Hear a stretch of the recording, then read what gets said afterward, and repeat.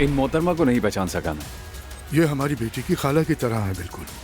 Mary के साथ नौकरानियों जैसा सलूक नहीं कर सकती तुम।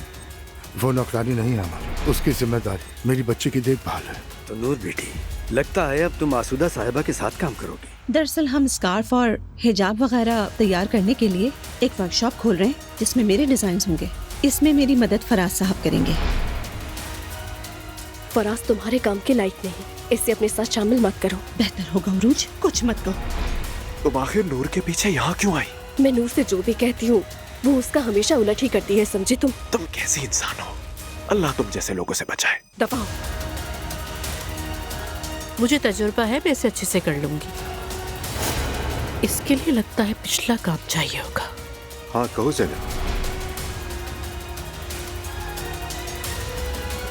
कोई भी मौका हाथ से जाने नहीं देता। जमाल सर, बाहर निकले यहाँ से।